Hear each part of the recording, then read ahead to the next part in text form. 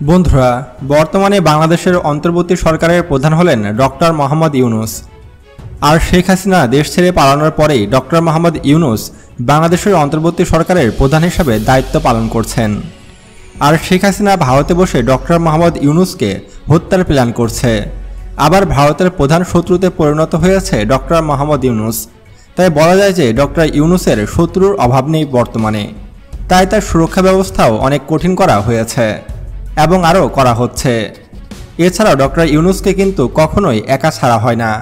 তার সাথে সবসময় 200 থেকে 300 জনের বিশাল স্পেশাল সিকিউরিটি ফোর্স থাকে। আর তার সুরক্ষার অন্যতম মাধ্যম হলো এই এসএসএফ বাহিনী। আর এই এসএসএফ বাহিনীও কিন্তু আগে শেখ হাসিনার সুরক্ষা দিত এবং বাংলাদেশের রাষ্ট্রপতি শাহাবুদ্দিন চুপ্পুরও নিরাপত্তা দিয়ে থাকত এই এসএসএফ বাহিনী। মূলত এই স্পেশাল সিকিউরিটি ফোর্সটি তৈরি করা হয়েছে দেশের প্রধানমন্ত্রী ও রাষ্ট্রপতিকে সুরক্ষা দেওয়ার জন্য। ডক্টর মোহাম্মদ ইউনূস যদি কোনো মিটিংয়ে যান তাহলে এসএসএফ সদস্যরা বেশ কয়েকদিন আগেই সেখানে গিয়ে পৌঁছে যায় এবং সেখানকার সুরক্ষা এবং পরিস্থিতি বোঝার পরে তাকে সেখানে নিয়ে যাওয়া হয়। তাছাড়া ডক্টর মোহাম্মদ ইউনূস যে গাড়িটি ব্যবহার করে সেটি সম্পূর্ণ বুলেটপ্রুফ একটি গাড়ি। তার ব্যবহৃত গাড়িটির মডেল হলো মার্সিডিজ বেঞ্জ A650 গার্ড।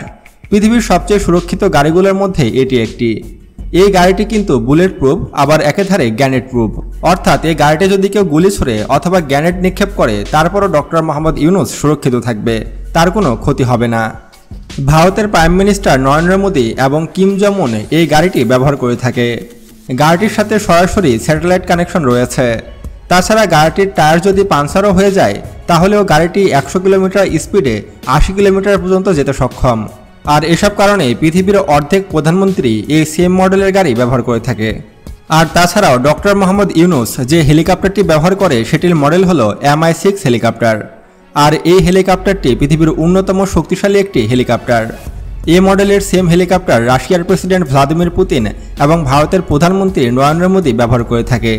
এই হেলিকপ্টার ছাড়াও ডক্টর মোহাম্মদ ইউনূসের জন্য বিমান বাহিনীর আরও বেশ কয়েকটি হেলিকপ্টার রয়েছে। হেলিকপ্টার ছাড়াও যখন ডক্টর মোহাম্মদ ইউনূসের এক দেশ থেকে আরেক দেশে যাবার প্রয়োজন পড়ে তাহলে এক দেশ থেকে আরেক দেশে যাবার জন্য ডক্টর মোহাম্মদ ইউনূস বোয়িং 787 মডেলের বিমান ব্যবহার করে থাকে। আর এটি পৃথিবীর সবচেয়ে সুরক্ষিত বিমানগুলোর মধ্যে একটি এবং এর গতিও অনেক বেশি। আর আপনাদেরকে জানিয়ে রাখি, এই বিশাল বিমানটির মধ্যে সব রকমের সুযোগ সুবিধা রয়েছে। তাই বলা যায় ডক্টর ইউনূস পৃথিবীর মধ্যে অন্যতম সুরক্ষিত একজন ব্যক্তি। বন্ধুরা, এবার যদি ড্রোন হামলার কথা বলি, অর্থাৎ ভারত অথবা ভারতের গোয়েন্দা সংস্থা র যদি ডক্টর ইউনূসকে ড্রোন হামলা করে মারতে চায় তাহলে কি সম্ভব হবে? এর উত্তর জানতে হলে আমাদের বেশ কিছু বছর পিছনে যেতে হবে।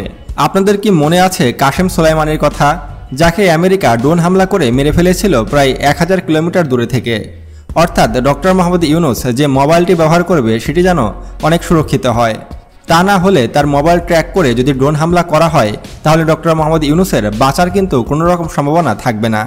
আপনারা হয়তো ইতিমধ্যে জেনে গেছেন যে পুরো বাংলাদেশে ভারতীয় এজেন্ট ছড়িয়ে আছে এবং ভারতীয় রর বেশ কিছু সদস্য কিন্তু বাংলাদেশ সেনাবাহিনীর হাতে আটকও হয়েছে। এবং আওয়ামী লীগের পরাজিত লোকেরা কিন্তু ডক্টর মোহাম্মদ ইউনূসকে যে কোনো সময় হত্যা করতে চাইছে। কারণ ডক্টর মোহাম্মদ ইউনূসকে হত্যা করতে পারলে আবারও তারা ক্ষমতায় বসতে পারবে এবং শেখ হাসিনা আবারও দেশে ফিরে আসবে। তাই যে কোনো মূল্যে ডক্টর মোহাম্মদ ইউনূসকে হত্যা করতে হবে তাদের। এজন্য আমি মনে করি যে ডক্টর মোহাম্মদ ইউনূস যেখানে বসবাস করে অথবা যে অঞ্চলে যায় সেই অঞ্চলে যেন আকাশ প্রতিরক্ষা ব্যবস্থার ছোট সিস্টেম যার নাম FM90 যেন সঙ্গে করে নিয়ে যায়। এই FM90 হলো স্বল্প পরিসরের আকাশ প্রতিরক্ষা ব্যবস্থা। এটির দ্বারা বিমান হামলা ও ছোটোখাটো ড্রোন হামলা ঠেকিয়ে দেওয়া সম্ভব। আর এটি সাধারণ গাড়ির মতো যেখানে সেখানে নিয়ে যাওয়া সম্ভব।